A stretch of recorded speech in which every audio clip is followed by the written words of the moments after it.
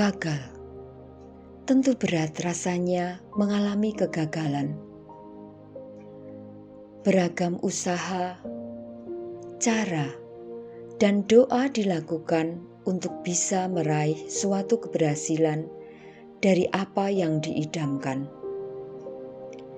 Namun kendati begitu, rupanya Tuhan dan semesta belum merestui keberhasilan itu terjadi. Sedih, marah, kesal, merasa diri tidak berguna, dan perasaan lain yang kurang mengenakkan bercampur menjadi satu.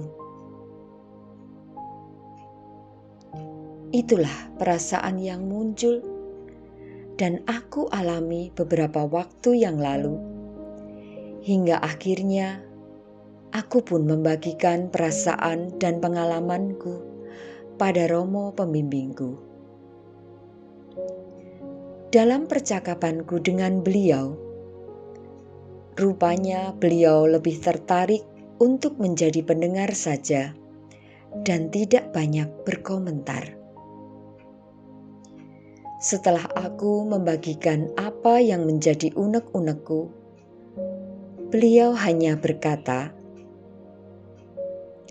"Ria, terima kasih ya sudah berani membagikan perasaanmu yang mungkin berat untuk diceritakan.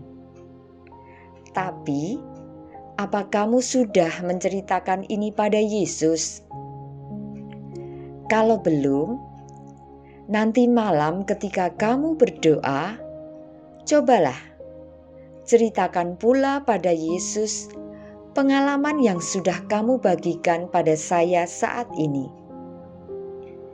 Lalu, kamu bayangkan Yesus hadir duduk di depanmu, mendengarkan ceritamu.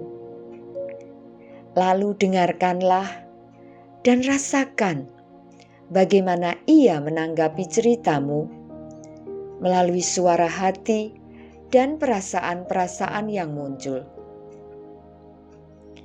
Jangan takut untuk meluapkan semua perasaanmu, bahkan juga kemarahanmu kepada Yesus, karena Dia telah membiarkan kegagalan itu terjadi padamu, sehingga kamu berada dalam keadaan demikian.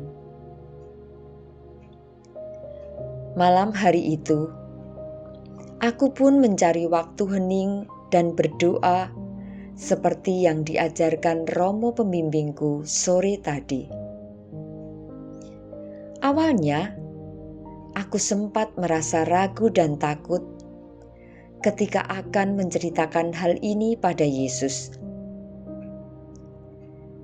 Jangan-jangan Yesus akan marah padaku. Ya, itulah sekilas pemikiran yang muncul ketika aku akan berdoa. Di tengah perasaan takut dan ragu-ragu, aku pun mulai bercerita pada Yesus mengenai kegagalanku secara jujur, dan rupanya rasa takut dan ragu-ragu itu perlahan sirna. Aku mulai merasakan saat itu bahwa doaku layaknya percakapan yang sangat akrab dan hangat dengan seorang sahabat. Sahabat yang mau menerima, mendengarkan, memeluk, dan bersimpati pada sahabatnya saat menceritakan pengalaman kegagalannya. Sahabat Ignatian yang terkasih, pengalaman gagal tentu suatu pengalaman yang tidak enak dan kurang nyaman untuk diceritakan. Seringkali ketika hal itu terjadi, kita lebih memilih untuk diam dan menguburnya dalam-dalam dan berusaha agar orang lain tidak mengetahuinya. Kita malu dan enggan menceritakan pengalaman itu pada sahabat atau orang yang kita percayai. Jangan-jangan saat kita bercerita mengenai kegagalan yang kita alami, justru membuat kita semakin minder. Rupanya anggapan itu juga sering kita tujukan kepada Yesus. Seringkali ketika kita akan membagikan pengalaman itu pada Yesus, kita sudah punya pemikiran yang sama, seperti ketika kita akan bercerita dengan orang lain. Namun rupanya anggapan itu kurang tepat. Karena Yesus yang Maha Kasih mau hadir untuk menjadi pendengar dan berempati dengan kita yang sedang mengalami kegagalan.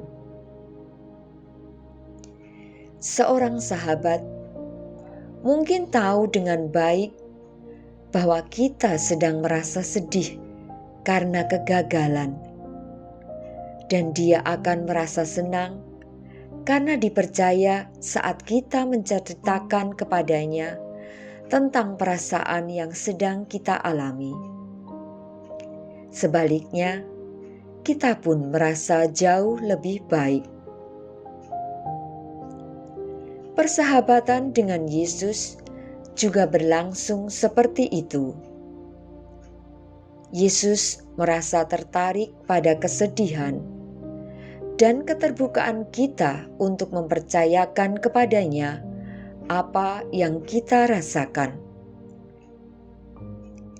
Jadi, ketika kita merasa sedih atau tertekan, kita bisa mengambil waktu sebentar untuk menyadari kehadiran Yesus. Yesus yang memandang kita, dan kita ceritakan pengalaman dan perasaan yang sedang kita alami secara rinci kepadanya. Memang, setelah kita menceritakan pengalaman kegagalan yang kita alami pada Yesus, lantas tidak serta-merta mengubah keadaan. Namun, kenyataan bahwa kita merasa didengarkan dengan bela rasa dan cinta memberikan suatu penghiburan dan harapan tersendiri untuk bisa bangkit kembali melanjutkan hidup. Kapanpun kita takut, gelisah, atau gagal, kita dapat berpaling kepada Yesus dengan penuh kepercayaan dan menggambarkan dengan rinci apa yang kita alami. Ingatlah kata-kata Yesus. Aku berkata kepadamu, mintalah, maka akan diberikan kepadamu. Carilah, maka kamu akan mendapat. Ketoklah, maka pintu akan dibukakan bagimu. Setiap orang yang mencari akan mendapat, dan setiap orang yang mengetuk, baginya pintu dibukakan. Lukas bab 11 ayat 9 sampai dengan 10.